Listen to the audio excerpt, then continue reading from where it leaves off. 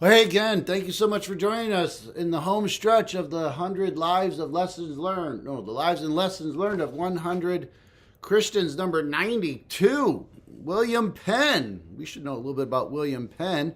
Born October 14th, 1644 in London to Admiral Sir William Penn Sr., a wealthy naval officer, and Margaret Jasper, a Dutch merchant's daughter. Raised in privilege, he enjoyed a comfortable childhood, but faced early trials. At age 11, he contracted smallpox, losing his hair and requiring wigs for the rest of his life. And his family was briefly exiled to Ireland during the English Civil War aftermath due to his father's loyalist ties. Educated at Chigwell School and privately tutored, he entered Christ Church, Oxford, which is a college, in 1660, where he studied theology, history, and the classics. His exposure to Puritan ideas and a Quaker preacher named Thomas Lowe in Ireland at age 15 sparked his spiritual awakening, clashing with Oxford Anglican orthodoxy. Expelled in 1662 for nonconformist sympathies, he faced his father's wrath, who actually briefly disowned him for a time.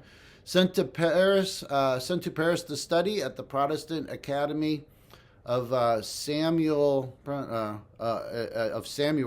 Penn absorbed Huguenot tolerance and French culture, refining his diplomacy. Back in England, he studied law at Lincoln's Inn, but was jailed in 1667 for attending Quaker meetings, embracing the religious society of Friends and their pacifist beliefs, founding Pennsylvania and his political influence. In 1670, Penn was arrested under the Conventicle Act for preaching Quakerism, but his eloquent defense at trial led to his acquittal, influencing England's jury independence laws. After his father's death, Penn inherited wealth equivalent to 2.5 million pounds today. I don't know how much money that is. Leveraging this, he petitioned King Charles II, who granted him a charter in 1681 to establish Pennsylvania as a preparatory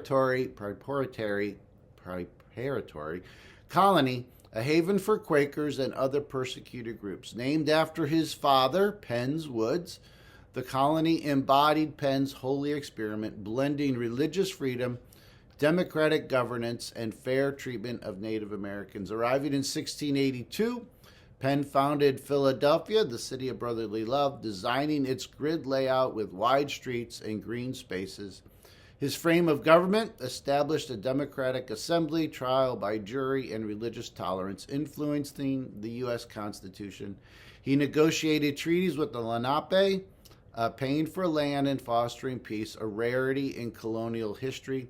He wrote, "I know no religion that destroys courtesy, civility, and kindness." Financial mismanagement and disputes with settlers forced his return to England. In 1684, he visited again, issuing the Charter of Privileges, enhancing legislative power. Christian faith and his Quaker influence. His conversion to Quakerism in his 20s shaped his life. Quakers, emphasizing the inner light, or God's presence in all, rejected hierarchy, oaths, and violence, which Penn embraced despite social ostracism. Jailed 6 times for preaching, he wrote No Cross, No Crown in 1669 while in prison, arguing that true Christianity demands sacrifice and simplicity. His faith drove his advocacy for religious liberty. In the case for liberty and conscience in 1670, he argued that forcing beliefs violates God's will, citing Romans 14:23. Whatever is not of faith is sin. In Pennsylvania, Penn's faith inspired policies like banning slavery among the Quakers, which was a radical stance, and ensuring Native American rights. He attended Quaker meetings, preached widely, and corresponded with European intellectuals like John Locke, blending faith with Enlightenment ideals. His Christian universalism, believed all could access God's truth, underpinned his tolerance, though he remained staunchly Protestant. Penn's faith was dogmatic. He saw God's order in nature and human dignity aligning with his vision of a peaceful, diverse colony. Later years and legacy. He married in 1672, a Quaker heiress, and they had 8 children, 3 surviving to adulthood. After her death, he remarried, fathering 7 more children. Financial troubles plagued him, mismanaged by agents. Pennsylvania's revenues faltered, and Penn was briefly imprisoned for debt. 1708, I didn't know that. A stroke in 1712 impaired him, and he died July 30th, 1718, back in England at age 73. Buried in a Quaker cemetery. Pennsylvania thrived as a model of religious pluralism, attracting 23,000 settlers by 1700. His ideas influenced the First Amendment's Religious Freedom Clause. His treaties with Native Americans were honored until 1737. Was betrayed under his son's rule, I guess. Memorials include Penn's statue atop Philadelphia City Hall and the University of Pennsylvania's Quaker heritage.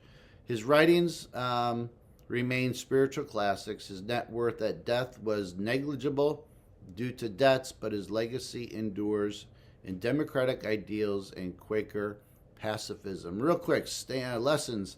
Stand firm in conviction despite opposition from others. Penn's defiance of family and state taught that personal beliefs rooted in conscience are worth defending. He wrote, "No cross, no crown," emphasizing that suffering for truth strengthens character. Oh, good. Build systems for justice and inclusion. Faith drives social good.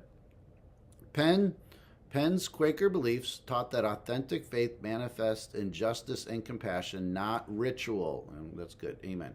He wrote, True godliness don't turn men out of the world, but enables them to live better in it.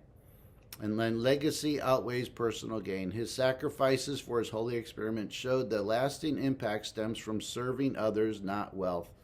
He advised love is the hardest lesson in Christianity, but for that reason, it should be our care to learn it. All right. His journey from privileged son to jailed dissenter to colonial visionary shows that faith and principle can reshape societies. His saying, right is right, even if everyone is against it, urges to build justly, love wisely, and trust God's inner light. All right. Thanks so much. Take care. God bless. Bye.